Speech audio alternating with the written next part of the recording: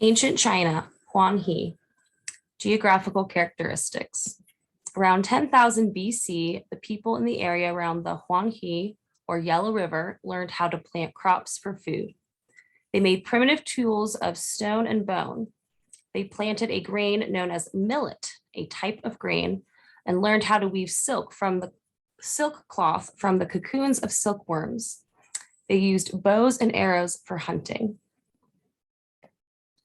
The region was located between highlands and swampy lowlands. Scientists believe the area was warmer and had more rain thousands of years ago than today.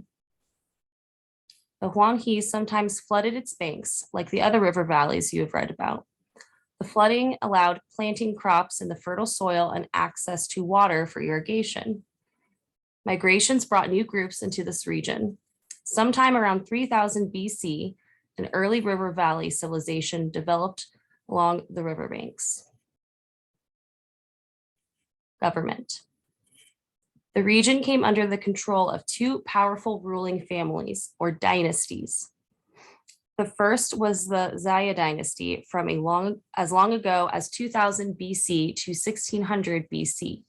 The Xia dynasty marked a transition from a Neolithic culture to a more urban civilization. Little is known about the Xia. The Xia were followed by the Shang dynasty, 1786 to 1122 BC. The Shang were ruled by powerful kings who engaged in frequent wars of conquest.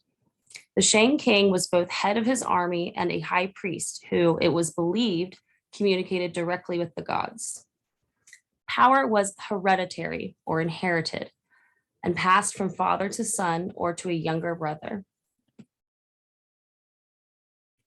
Social structure. Archaeologists believed that ancient Shang China had a strict class structure. Just below the king was a group of powerful hereditary nobles who enjoyed hunting and engaging in warfare. The king and his nobles commanded the services of a large class of craftsmen who cast pottery, made weapons and tools of bronze, wove cloth, and carved jade and other stones. Farmers and slaves were the largest groups in society. Slaves were used for massive building projects. These included making thick walls of earth to surround Shang palaces or working in mines to extract copper and tin to make bronze. Shang laws were strict and provided cruel punishments for crimes, such as cutting off limbs and even burying victims alive.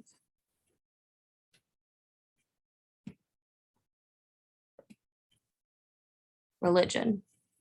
Shang peoples believed in many gods. The king was a high priest who claimed to communicate with the gods. Priests played an important role in the Shang religion.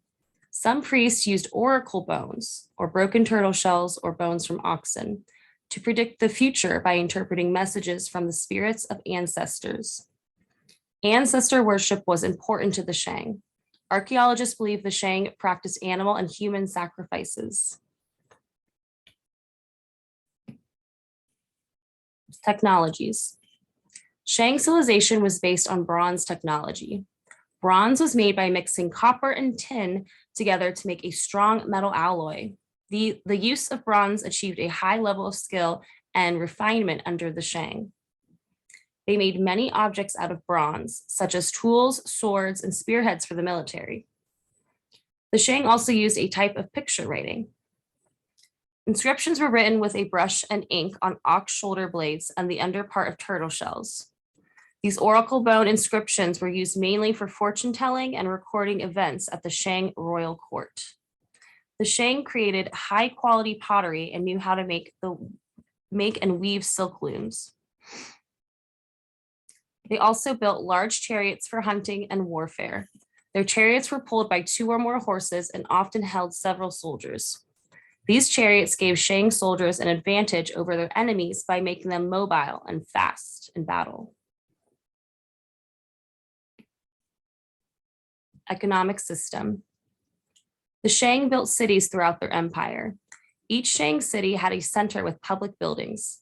These buildings were made of pounded earth and stone. Bronze was used to hold pillars and roofs in place. Shang rulers lived in magnificent palaces.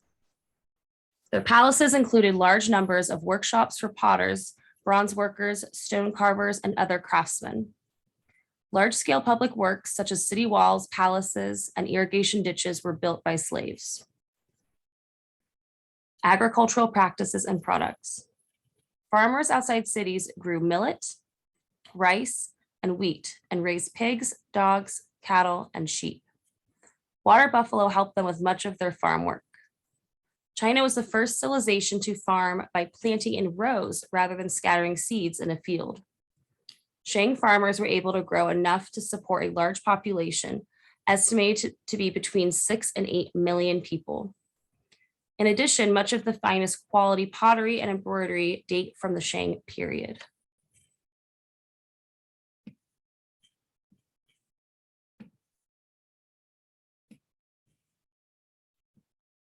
Like the other early civilizations, ancient China developed along rivers. There were two important river valleys in ancient China, the Huanghe, or Yellow River, to the north, and the Yangtze River to the south. The Yellow River gets its name from the yellowish tint of its water. This comes from a rich yellow-colored soil that was great for farming. It is often called the cradle of Chinese civilization because it was along its banks where the Chinese civilization first formed. The Yangtze River is south of the Yellow River and also flows to the east. Farmers along the Yangtze River took advantage of the warm climate and rainy weather to grow rice. Eventually, the land along the Yangtze became some of the most important and wealthy land in all of ancient China. One problem with these rivers is the periodic flooding that occurs. The Yellow River often flooded and destroyed farmland. Chinese mythology tells us of how the first Emperor Yu the Great organized large-scale projects in irrigation and dike building. This irrigation helped to distribute flood waters through canals and bring water to more farms. Yu then went on to find the first dynasty of China, the Xia. While this is a legend, archaeologists have found evidence of early dikes and canals around the river. China's geography also helped protect against invaders. The Himalayan mountains are the largest in the world and protect China to the southwest. To the north of China is the Gobi Desert, while the Pacific Ocean lies to the east. The Chinese were in relative isolation from the rest of the world for centuries. In fact, because they believed they were in the middle of the world, surrounded by natural barriers on all sides, the Chinese thought of themselves as the Yangguo, the Middle Kingdom.